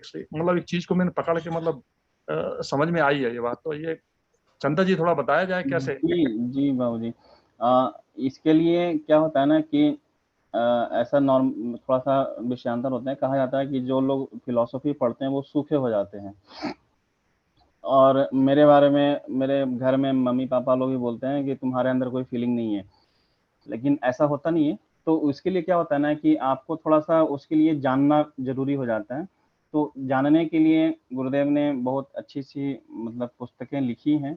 एक तो है कि मरने के बाद हमारा क्या होता है, एक है मरणोत्तर जीवन तथ्य एवं सत्य, खास करके जहां पर मृत्यु की बात की हम चर्चा कर रहे हैं तो वो ठीक है। एक पुनर्जन्म एक ध्रुव सत्य करके एक आध्यात्मिक विज्ञान का जो है विचारधारा, उसमें गुरुदेव ने किताब लिखा है। तो पुनः भूत कैसे होते हैं और क्या करते हैं, बहुत अच्छी अच्छी घटनाओं का वर्णन है उसमें। इसके अलावा आपको अगर और कुछ साहित्य चाहिए जिसमें एक अच्छा उदाहरण मिल जाए आपको कि मृत्यु जो है वो एक मृत्यु घटना मात्र है और जीवन शाश्वत है। जीवन जो है वही शाश्वत है हमेशा। जीवन मृत्यु से पहले भी जीवन है, ये भौतिक जीवन है, मृत्यु के बाद भी जीवन है, वह शाश्वत अनंत जीवन है। और यह जीवन का क्रम ही है, क्योंकि आत्मा तो अमर है, हम लोग जानते हैं इसको अनुभव नहीं कर पा रहे हैं। तो इन चीजों को अगर कुछ और सही तरीके से वास्तविक घटनाक्रम को पढ़ना है, देखना है, तो मेरे पास एक दो बुक है, मैं वो राइटर का मेरे पास सॉफ्ट कॉपी में है, हम भेज देंगे। जिसमें एक राइटर हैं यूएसए के, मतलब आई थिंक डॉक्टर थे, और उन्होंने करीब करीब 10,000 20,000 ऐसी घटनाओं का स्टडी किया, केस स्टडी किया उन्होंने। और उसके बाद उसको अलग अलग पैरामीटर पे उन्होंने मतलब वो रिजेक्ट करते गए, निगेशन में। और उसके बाद 20 ऐसी घटनाएं उनके पास बची जिसका वो किसी भी तरीके से निषेध नहीं कर पाए, जिसमें पुनर्जन्म को मतलब सिद्ध करने की सारी संभावनाएं दिखती हैं। एक तो मृत्यु के बाद के जीवन की बात हो गई। रेमंड मूडी करके एक फिलोसोफर और साइकोलॉजिस्ट भी हुए हैं, उनकी पुस्तकें भी आप पढ़ सकते हैं। फिर एक जेडी गोयल करके हैं, उनका एक बुक आता है, बहुत छोटा सा बुक है, जिसमें उन्होंने 7 एक्सपेरिमेंट्स का वर्णन किया है। मैं जब पहली बार 8th या 9th में था तब मैंने उस पुस्तक को पढ़ा था, और पढ़ने के बाद मतलब बिल्कुल ही अपने आप को आप हल्का फील करेंगे, जिसमें अगर क्योंकि हम उस टाइम में जबरदस्त पढ़ने का तो जबरदस्त मतलब अभी भी है कि प्रचंड तरीके से पढ़ते हैं, लेकिन उस समय पहली बार पढ़े थे ना तो लगा कि अरे वाह क्या मतलब जबरदस्त चीज है, और अपने आप को बिल्कुल हल्का फील करते हैं, मन से लगता है ना कि एक गांठ है वो खुल जाता है, कुछ इस तरीके का हुआ था मृत्यु के बारे में। तो वो जेडी गोयल ने उसमें से एक आपको बहुत सारे 7 एक्सपेरिमेंट्स है, उसमें से एक एक्सपेरिमेंट है जिसका और भी अच्छे तरीके से वर्णन आपको योगी कथामृत में, जो परमहंस योगानंद जी का जो पुस्तक है, जिसमें उन्होंने एक चैप्टर है योगी श्री युक्तेश्वर गिरी जी का पुनरुत्थान, एक चैप्टर है, आप उस चैप्टर को पहले पढ़िए सबसे पहले, तो आपको बहुत कुछ समझने को मिलेगा, या किसी को भी समझने को मिलेगा कि होता क्या है, और ये सब जो जानकारियां हैं इस भावना को दृढ़ करने में मदद करेंगी कि यह जो मृत्यु की जो घटना है वह एक क्षणिक मात्र की घटना है, जीवन का अंत नहीं होता है वहां पर। इस यह जो भाव है ना, ये बोलना तो बहुत आसान है, लेकिन इसको बिठाना अपने अंदर अधिष्ठान के रूप में कि हम उसका अधिष्ठान बन जाए इस भावना का संपूर्ण रूप से, वो थोड़ा सा कठिन है। और यहाँ पर तत्व दर्शन जो है वो सहयोग देता है, और तत्व दृष्टि से बंधन मुक्ति भी गुरुदेव का किताब है, वो भी आप देख सकते हैं इस संदर्भ में। और ये कुछ मतलब स्टडी मटेरियल है जिस पर हम लोग मतलब देख करके हमारा जो विचार है विचारों में वो भावना दृढ़ बनेगा। जी भाई साहब धन्यवाद। जी जी हाँ प्रणाम भैया, चंदन भैया प्रणाम। जी बाबू जी प्रणाम। हाँ मैं सुभाष सिंह बोल रहा हूँ। जी तो जी थोड़ा सा हम चाह रहे थे चौहान साहब वाले पॉइंट पर जी हाँ हम भी अपने बिल्कुल। कुछ अनुभव को साझा करें। जी जी और चंदन भैया ने भी बहुत बढ़िया तत्व दर्शन दिया इसका, और एग्जाम्पल के तौर पर हमारे अमन भैया ने बताया। तो चौहान भाई साहब प्रणाम। और हमारा थोड़ा सा भी इस पर अपना जो प्रैक्टिकल एक्सपीरियंस हमने देखा कि समस्याओं की जो जड़ होती है वो घटना ना हो करके घटना के साथ चिपकाव होता है। अगर हम अपने चिपकाव को हटा लें, और चिपकाव को हटाने का एक ही तरीका है विवेक, तो आसक्ति और विवेक दोनों को साथ, अनासक्ति और विवेक को अगर हम साथ लेके चलेंगे लाइफ में तो फिर दिक्कत नहीं आती है। तो जब भी किसी के साथ घटना घटे, चाहे स्वयं के साथ घटे चाहे हमारे किसी मित्र के साथ घटे, तो उसमें उसको खाली एंगल ऑफ विजन चेंज करने के लिए कुछ दृष्टांतों की जरूरत पड़ती है कि इस घटना से आप चिपकाव क्यों रखे हैं। आपको बिल्कुल। खाली दृष्टा भाव में रहना है। अब दृष्टा भाव में लाने के लिए कुछ उसको हमको दृष्टांत देने ही पड़ते हैं। अब जैसे अगर हम लोकल लेवल पर लें, क्योंकि आप पूर्वांचल से भी बिलोंग करते हैं, तो यहाँ पर तुलसीदास जी ने पूरा निचोड़ लिखा है एक लाइन में, मोह सकल व्याधिन कर मूला, ताते पुन उपजय बहुसूला। जहां हमारा चिपका हुआ मोह हुआ उस घटना से, जहां हमने अपने को जोड़ा, इतनी समस्याएं उत्पन्न हो जाएंगी, और एक के बाद एक प्रतिक्रिया क्रिया की प्रतिक्रिया करते करते पता चला कि हम अपने आप को सबसे बड़ा पापी मान बैठते हैं, जहां कर्ता का भाव आया अपने अंदर।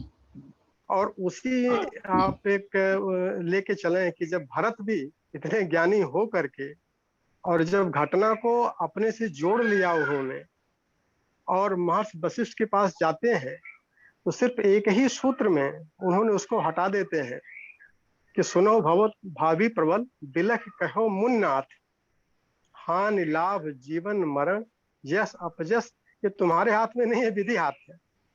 तो हम दृष्टा के भाव में अगर आ जाएं और फिर उस घटनाओं को दृष्टा के भाव में जब देखने लगते हैं तो चिपकाव हटने लगता है धीरे धीरे। अगर अपने अंदर आवे तो फिर हम लोगों को फिर विवेक का ही सहारा लेना पड़ेगा, जो धर्म का पहला लक्षण है, सत्य और विवेक। इसीलिए शुरुआत वहीं से की जाती है कि जब तक हम इन समस्याओं से अपने को उबारेंगे नहीं तब तक रिफाइनमेंट नहीं कर पाएंगे, हमारी जो प्रगति है वो अवरुद्ध हो जाएगी। तो चिपकाव तो मस्तिष्क से हटाना ही पड़ेगा। अभी जैसे कल परसों में कुछ एक डिस्कशन चल रहा था, 30-40 लोग वरिष्ठ लोग थे, तो किसी एक ने पूछा कि हम ही बोलने वाले हम ही थे कि सर आप बताएं कि मतलब कि इतने सारे ऑर्गेनाइजेशन चल रहे हैं कि किस ऑर्गेनाइजेशन में हम जाएं तो हमारी सारी समस्याएं हल हो जाएंगी। हमने कभी ऑर्गेनाइजेशन कोई बुरा नहीं होता है, सारे के दर्शन अच्छे हैं, बस जहां आप जाइए वहां अपना विवेक और वैराग्य दोनों लेके जाइएगा। विवेक और वैराग्य लेके नहीं जाएंगे तो तुरंत उलझ जाएंगे। तो जिस भी हम दर्शन में जाएं, लेकिन अपना बस ये कि चिपकाव न रखे। अगर चिपकाव रखे इसीलिए वैराग्य की बात बार बार आती है। तो प्रैक्टिकल जीवन में भी हम देखें कि जब भी हमारे मित्र के साथ कोई घटना हो, तो जहां उसने अपने को बहुत टाइट एसोसिएट कर लिया, उतना ही दुख की फ्रीक्वेंसी बढ़ जाएगी। तो बार बार इसीलिए कहा जाता है कि हम लोग दृष्टा भाव में हैं। तो ये हमारा अपना एक्सपीरियंस है, इसके माध्यम से हमको लग रहा है चौहान भाई सब कुछ कहना चाह रहे होंगे। तो भैया, अमन भैया थोड़ा परमिट कर दें उनको, जी हैंड रेज जी किए जी। हैं। हाँ, साइलेंट में चला गया होगा उनका मोबाइल। हाँ जी भैया, भाई अनम्यूट कर साहब, लें भैया। बिल्कुल भाई साहब। चलो, ये बहुत बढ़िया बताया आपने, वो तो ये है। चूंकि हमने प्रैक्टिकल अपने लाइफ में ढेर सारी चीजें हमारे साथ भी होती रहती हैं, अमन भैया भी उससे अधूरे नहीं है, लेकिन हम लोग प्रयास यही करते हैं कि उन सब चीजों में जब दृष्टा भाव में आते हैं तो समस्याओं का निराकरण अपने आप निकलने लगता है, स्वतः निकलने लगता है, अंदर से निकलने लगता है। बिल्कुल सही। एक तो समस्या का कारण खाली चिपकाव है और कुछ नहीं। और उस हाँ, चिपकाव को हटाने का तरीका विवेक, और विवेक मतलब कि दृष्टांतों के माध्यम से हम अपने जो सोचने का नजरिया है उसको बदलते रहें। आप देखेंगे कभी कभी बहुत कुछ चीजें ऐसी मिल जाती हैं। अच्छा, ये चीज हमने कहाँ से लिया? गाड़ी ड्राइव कर रहे थे, ट्रक के पीछे लिखा हुआ था सटला तो गईला बेटा। अब इसका हमने तत्व दर्शन सोचने लगे तो बहुत गहराई तक चलते चले गए कि जहां हम सटे, जहां चिपकाव रखे, तो चाहे ट्रक हो, चाहे लाइफ की इंसिडेंस हो, फिर हमारा डिरेलमेंट होना ही होना होता है।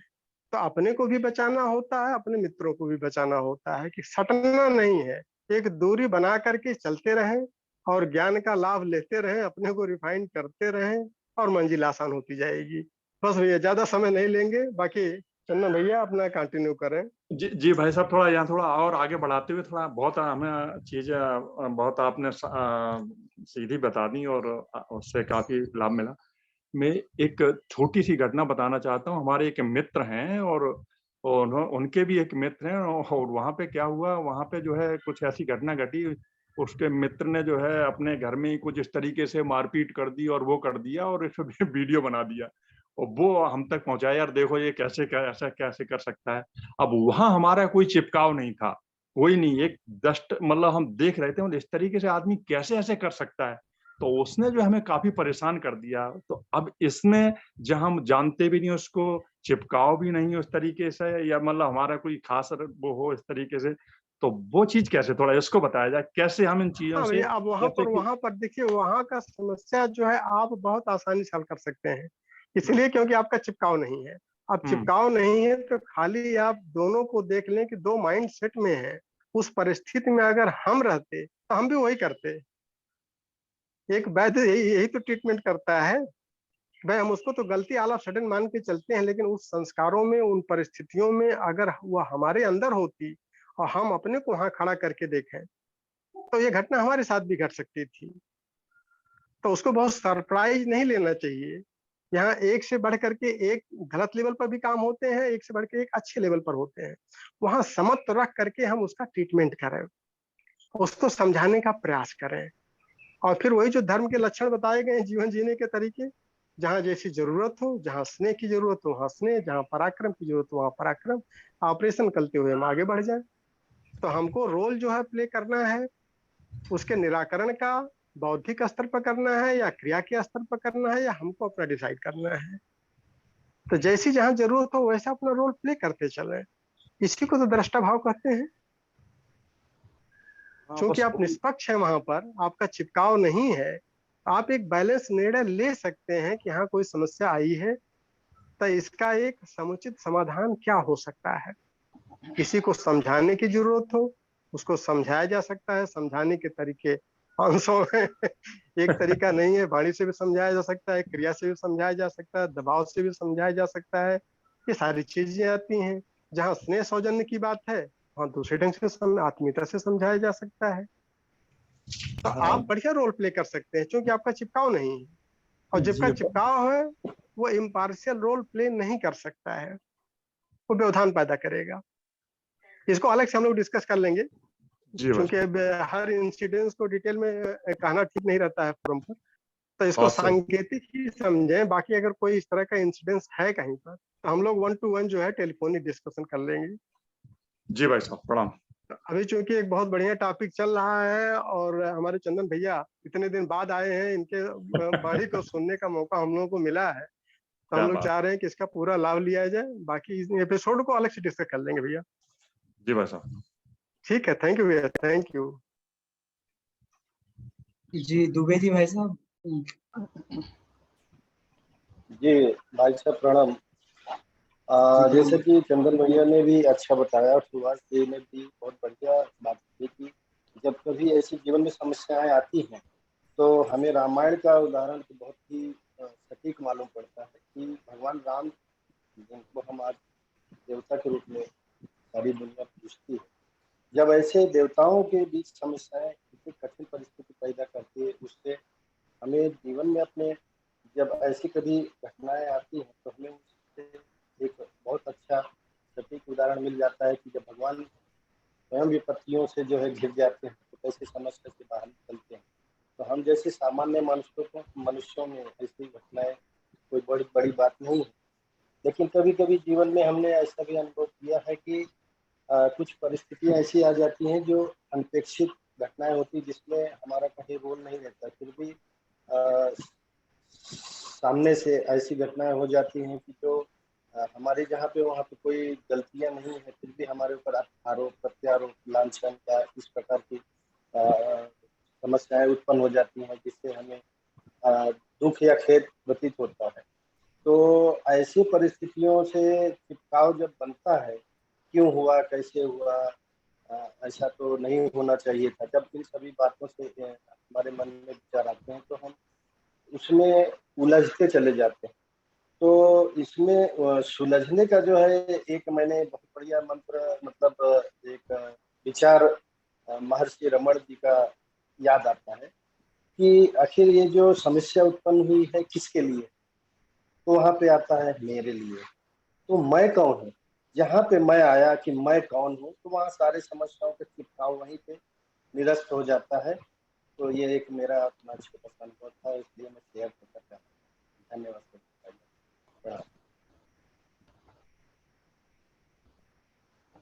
जी सुभद्रा दीदी अपने आप को अनम्यूट कर लीजिए।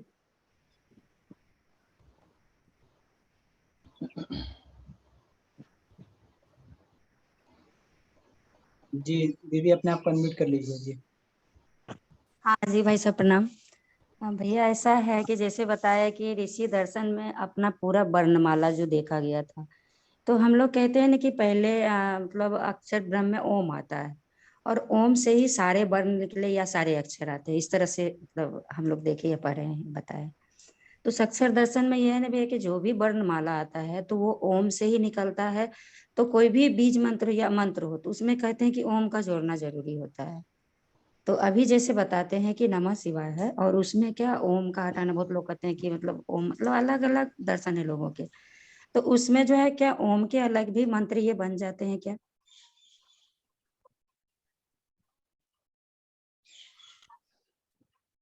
मेरी आवाज नहीं है भाई जी साहब? हाँ, जी हाँ, आ हाँ रही थी। हाँ हाँ अमन भैया, हाँ अमन भैया थोड़ा जी सा जी भाई बाबू साहब। जी लाइन पर हैं, तो बाबू जी का थोड़ा सा परमिट कर दीजिए, ऑडियो उनका ऑफ है। तो बाबू जी कुछ कहना चाह रहे हैं तो अनुभव शेयर कर सकते हैं अभी, क्योंकि जी नेटवर्क जी जोन में है।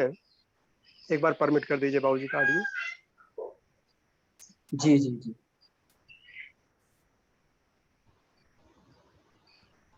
प्रणाम बाबू जी। हाँ जी प्रणाम। अमन जी प्रणाम। प्रणाम, चंदन प्रणाम। जी प्रणाम, सभी पार्टनर्स को प्रणाम। तो ये हम तो पूरा सुन नहीं पाए, नेटवर्क मिल रहा था नहीं मिल रहा था, तो अभी शिमला में बस खड़ी है। तो क्या प्रश्न है अभी जहाँ पर कुछ विचार रखना है? जी दीदी, एक बार आप फिर से प्रश्न को दोहरा दीजिए। हाँ बाबूजी प्रणाम। हाँ बाबूजी जी ऐसा था जैसे हम लोग जाने कि ओम से ही सारे शब्दों की ये वर्णों की उत्पत्ति हुई है। हाँ। ओम से ही निकला है सारे, मतलब ऐसे बताते हैं, तो आपसे हम लोगों ने पढ़ा है यही। तो कभी कभी हम्म, कहते हैं कि ओम के अलग भी मंत्र बना देते हैं, जैसे नमः शिवाय बोलते हैं, और या हम्म, कहते हैं कि ऋषियों ने सारे वर्ण को अपने अंदर में देखा है। तो क्या ओम से ही ना सारे वर्ण को भी अपने अंदर में देखे होंगे? और उसी से उत्पत्ति हुई, फिर क्या उसको हटा के भी मंत्र बनता है क्या, ये पूछ रहे। और देखिए जहाँ मंत्र शब्द है तो अक्षर उसमें ईश्वर श्रद्धावान लभते ज्ञानम। तो जब श्रद्धा में व्यक्ति पहुंच जाता है तो वहाँ अक्षर और कोई मायने नहीं रखता है, क्योंकि ईश्वर को अशब्दम कहा है, वो सारे शब्दों से परे है, ओम से भी परे है। लेकिन जो वेद का आदेश है ओम स्मर, यह संकल्प करता है एक करो तो ओम का स्मरण करो, और कोई भी मंत्र उच्चारण करने के पहले ओम को उच्चारण करने का वैदिक आदेश है तो ब्रह्म से जुड़ कर करने का।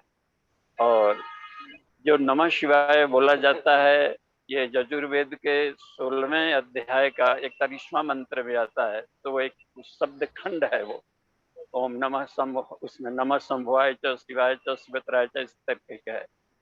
तो कोई भी एक शब्द बोल सकते हैं, जैसे राम राम राम राम, इसमें ओम राम ओम राम ओम राम ऐसे लोग नहीं बोलते। तो आपकी श्रद्धा जहां भी हो, राम कहें या खग कहें या का कहें या केवल क कहें या श्रृंग कहें, तो वो पा सकते हैं। जैसे lung lung lung lung lung lung भी करके आदमी मूलाधार जगा लेता है। तो निर्भर करता है कि साधक के क्या उस समय उसकी भाव क्या है, उस भाव से पा सकता है। तो हम ग्रामर के माध्यम से भी पा सकते हैं। ओम के प्रति श्रद्धा है, गीता में कह दिया कि जो ओम ओम करके शरीर छोड़ता है हम में आकर के मिलता है, ओम स्मरण। अब ओम बोल भी रहे हैं लेकिन उसके प्रति श्रद्धा नहीं है। रावण तो ओम बोल सारे मंत्र ही बोलता था करने का, तो रिजल्ट मिलता है श्रद्धा के आधार पर भी। जी धन्यवाद बाबूजी, प्रणाम। जी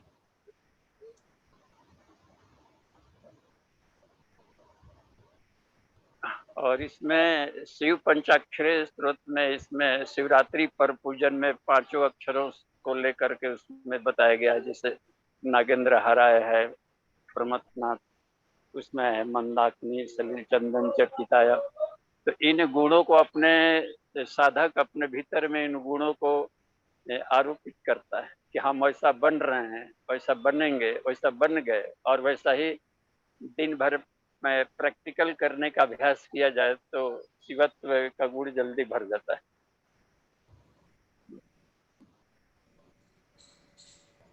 तो उसको श्रद्धा बढ़ जाती है, और वो गुण से ही मतलब है, गुण बोधक का। केवल अक्षर बोलने से गुण प्रकट नहीं होता, इसलिए उसके साथ में शंकर ने, आद्य शंकराचार्य ने इसको स्त्रोत बना दिया, स्त्रोत। तो स्त्रोत पढ़ने से श्रद्धा जल्दी विकसित हो जाती है और भाव बन जाता है इसमें, और उसके दर्शन पक्ष भी स्पष्ट होते जाते हैं। ठीक है, धन्यवाद। जी बाबूजी धन्यवाद, प्रणाम।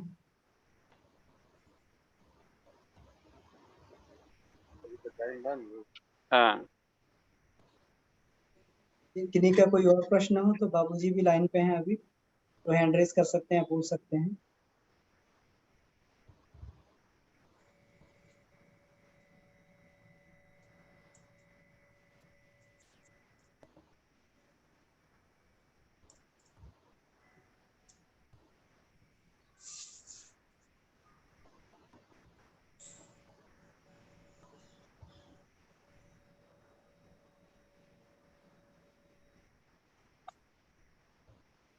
जी पूरा एक वैक्यूम क्रिएट हो गया। हम भैया वैक्यूम नहीं क्रिएट होना चाहिए तो कुछ न कुछ। जी जी बाबूजी हम चाह रहे थे थोड़ा सा एक बार थोड़ा सा और कुछ प्रकाश डालें इसके ऊपर था, तो दर्शन पर चंदन भैया ने तो काफी बता दिया है, तो कुछ थोड़ा सा आप अलग से डालें कि जो पंचाक्षरी मंत्र हैं हमारे, तो इसके स्तोत्र पर थोड़ा सा बेहतर रहेगा, एक नया दृष्टिकोण मिलेगा। अमन भैया बाबूजी को अनम्यूट करिए। अनम्यूट, ओके, अनम्यूट हो गया। उसमें अब जैसे देखिए वो है, अब नागेंद्र हाराय जैसे हो गया, तो हम लोग केवल संगीत में केवल पढ़ करके और आगे न बढ़ जाए कि शिव जी वैसे थे, वो ठीक है, शिव जी वैसे थे, सर्पों की माला पहने हुए भाव मगन हो गए, तो भक्त उसमें भी कुछ हिलोरे ले सकता है। लेकिन अब वो है कि उपासना को साधना में बदलनी है, तो नागेंद्र हराय हमें भी बलना। तो उसमें है कि जो दर्शन पक्ष बता दिए चंदन जी ने, वो कि उसको वेदांत के रूप में भी हम लें उस नागेंद्र को। और यह है कि दुश्मनों के साथ भी, जैसे रावण जय विजय था, उसके साथ अपने में मिलाया, और वो भी उतना का उद्धारक इन्होंने कर दिया था रावण सागर ने, कि वो उद्धार करते हैं। तो शत्रु मित्र समो, इस वाले भाव को भी रखने में ये बात बन जाती है। और दूसरा कि सर्प, इसमें सर्प कहा जाता है आकाश में जितने भी तैरने वाले ग्रह नक्षत्र है जो स्पाइरल मूवमेंट में चल रहे हैं, तो ये सब भी सर्प कहलाते हैं। तो गायत्री साधक कैसा होना चाहिए कि ग्रह नक्षत्रों के प्रभाव से बाहर निकले, मैग्नेटिक फील्ड से, तो वो होता है, इसमें कमाल की बात रहती है। तो वो एक एक शब्दों के भीतर में हम लोग काफी गहराई में जा सकते हैं कि हमारे भीतर में अपना कितना चुंबकत्व बढ़ा है। तो ये होता है, जैसे गायत्री जितने भी ग्रह नक्षत्र हैं उनके कुप्रभाव को भस्म कर डालता है। तो हाँ, ये मैग्नेटिक फील्ड होता है विज्ञान में कोश का, सारे कॉस्मोस में।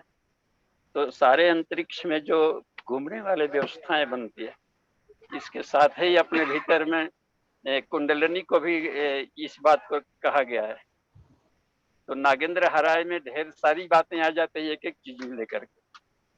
प्रमथनाथ में कहा गया, नंदीश्वर है, मंदाकिनी सलिल चंदन चर्चिता है, जिसे मान ली हो गया।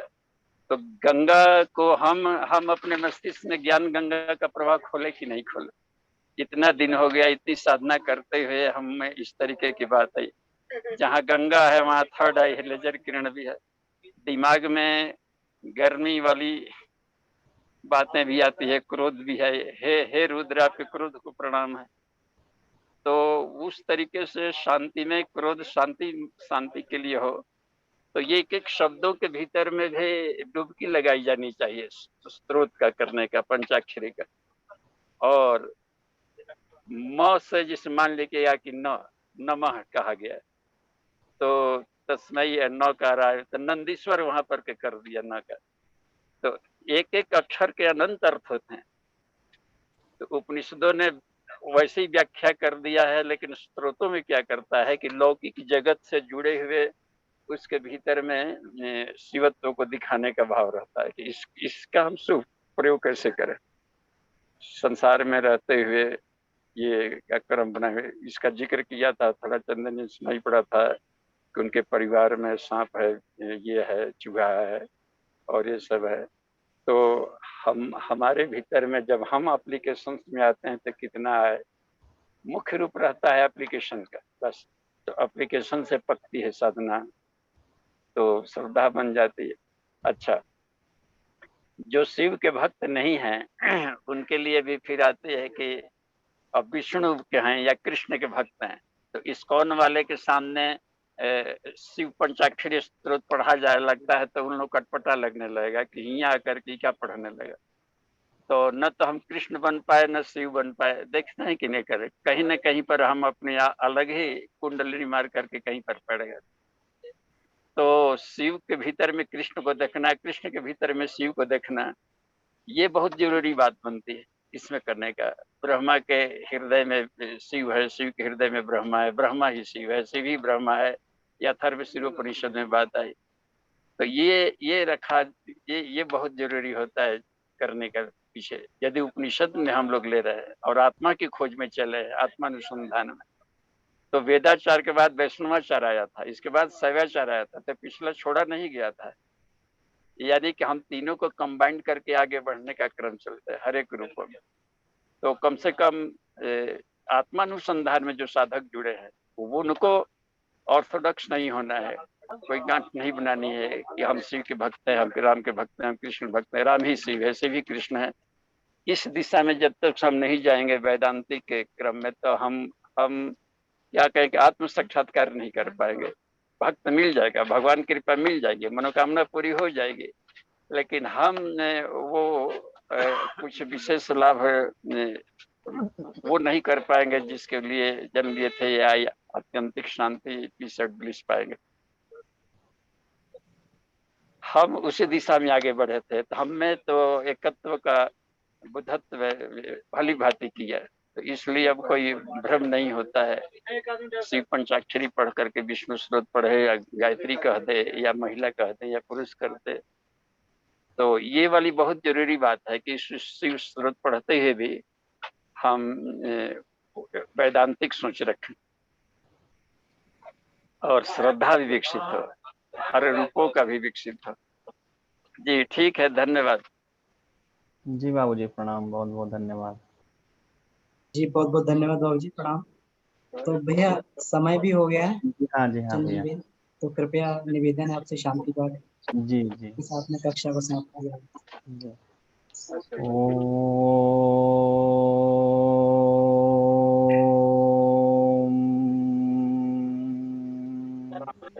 शांति शांति शांति। प्रणाम सभी को। बहुत बहुत धन्यवाद भैया, प्रणाम।